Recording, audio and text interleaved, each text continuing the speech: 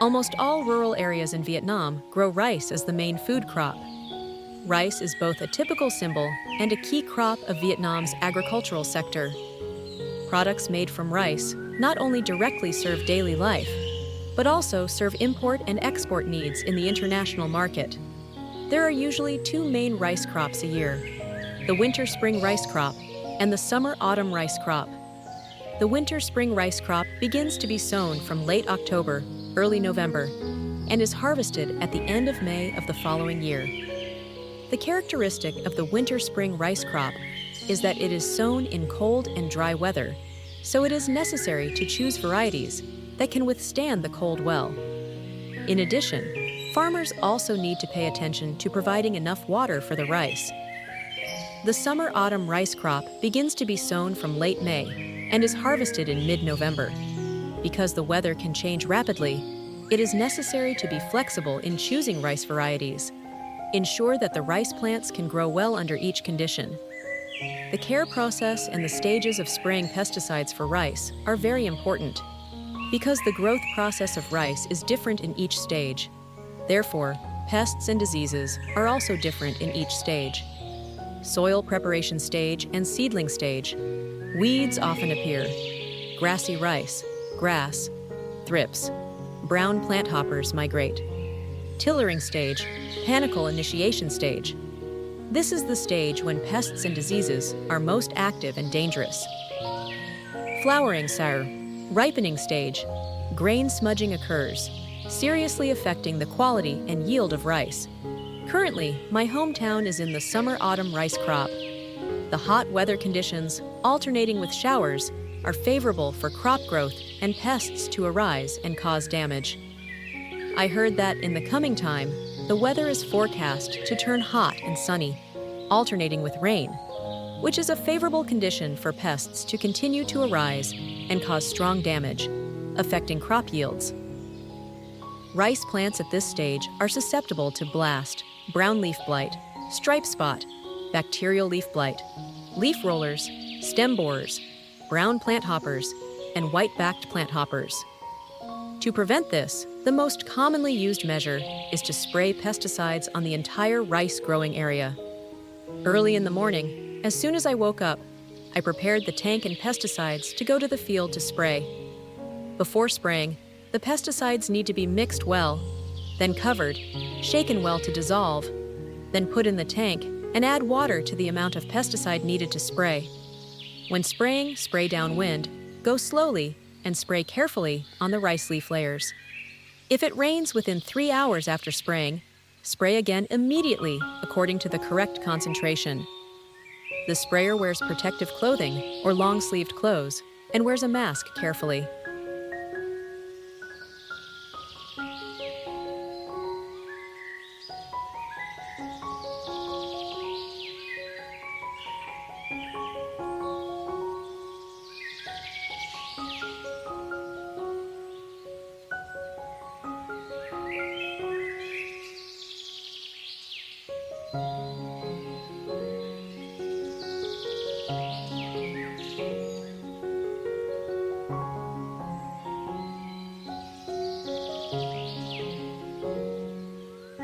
The weather forecast for this summer is that the heat will last for a long time, with high temperatures ranging from 31 to 39 degrees Celsius, even reaching over 40 degrees Celsius in some places.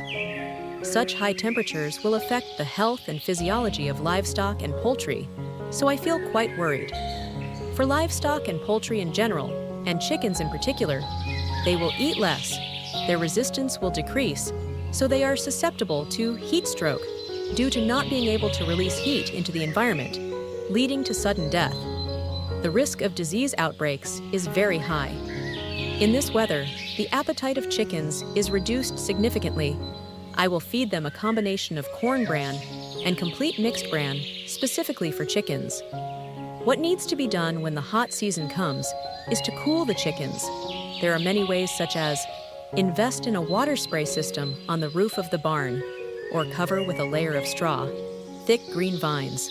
Use protective measures around the coop, canvas, leaves, bamboo, etc. to avoid direct sunlight on the chickens and at the same time create ventilation. However, it is also necessary to note that for free-range chickens and chickens raised in open coops, on hot days there are often sudden rains, especially at night. It is necessary to quickly cover to ensure that the chickens do not suddenly get cold. Use a horizontal ventilation fan in the direction of the wind. The height of the fan is about 30 centimeters above the chickens' heads. Do not use a fan hanging from the ceiling of the coop to blow air down. The heat-resistant effect is low because it often blows hot air from the roof of the coop down. Increase the planting of green trees around and in the playground area for free-range chickens to create shade and fresh air. Every day, ensure mechanical hygiene and clear the entire drainage system inside and outside the coop to cool and prevent pathogens. It is recommended to reduce the stocking density during hot weather by separating the flock or selling off large chickens or laying hens, because high stocking density will increase the temperature in the coop due to the chicken's body temperature, causing poor appetite and also leading to respiratory diseases and a very high level of infection. It is recommended to implement a meal switching regime.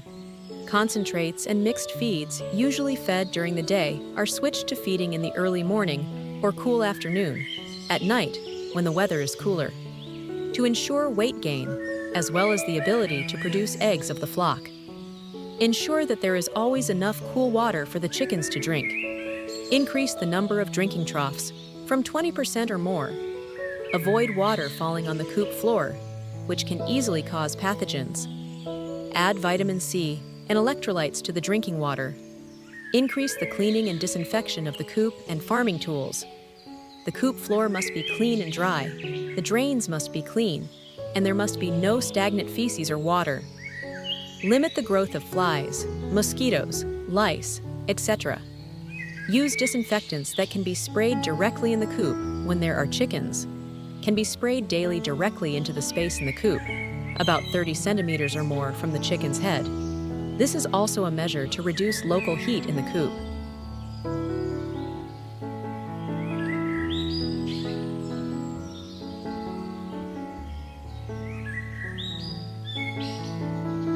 In addition, I also provide breeding stock and technical guidance on raising wild pigs for many other households. If well cared for, the income will be higher than normal captivity. Do you think I should invest or not? First, I still have to solve the problem of heat protection for livestock.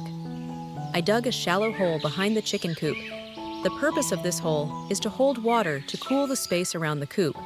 Pigs, ducks, and geese can all cool off on hot days.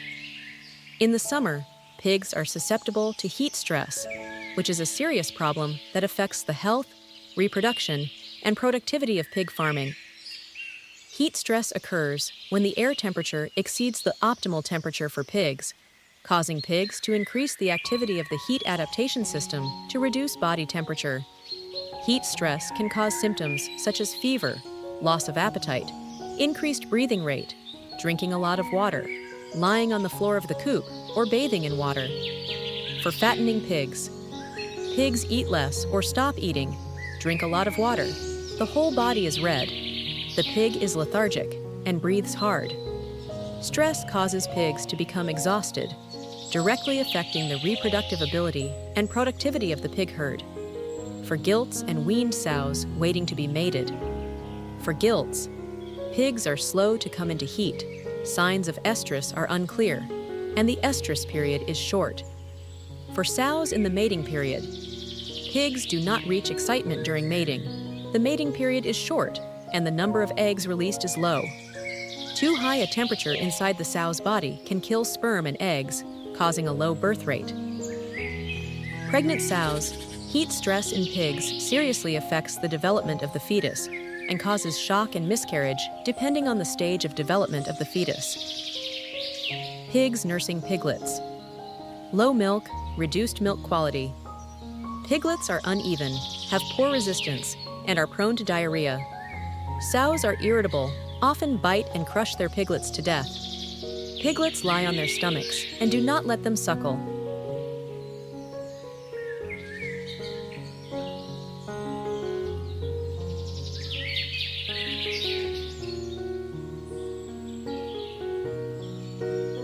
For pigs, it is necessary to calculate the location of the barn so that it is airy. My family has planted more climbing plants on the roof of the barn to reduce the heat. Increase bathing for pigs every day, or pour water to wet the roof. You can also dig a water hole like I am doing for pigs to bathe when they are in the garden. Pigs cannot sweat to cool down, so drinking water is the main source of water for pigs in the process of regulating body temperature.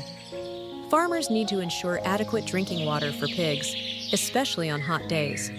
When suffering from heat stress, pigs often lose water and electrolytes. Therefore, supplementing electrolytes for pigs is necessary to help pigs compensate for the loss of water and electrolytes. Electrolytes can be supplemented for pigs by diluting them with drinking water or feeding them directly. Provide electrolytes and vitamin C daily in drinking water for pigs. Use electrolytes. Mix according to the correct dosage. Supplementing antioxidants for pigs at this stage is also very good. Antioxidants help protect cells from damage caused by heat stress. Antioxidants can be supplemented for pigs by feeding them foods rich in antioxidants, such as fruits and vegetables, or using supplements containing antioxidants.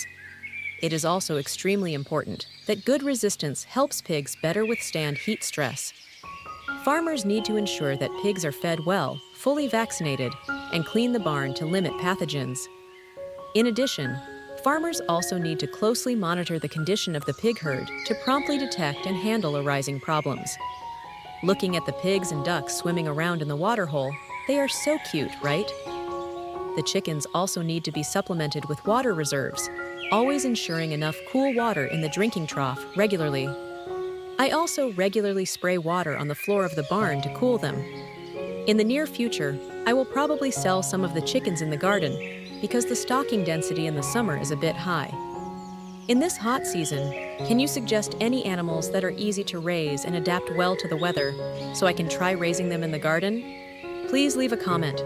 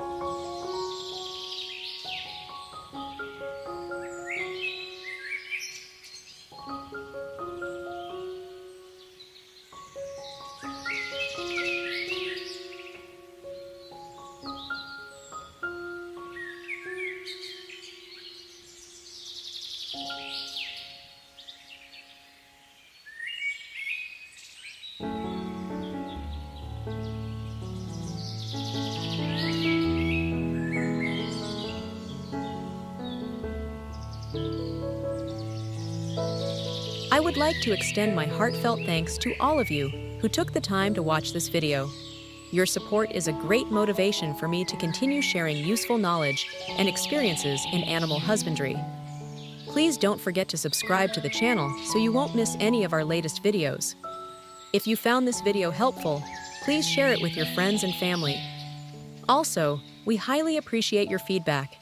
Please leave your thoughts or questions in the comments section below so we can discuss and share experiences together.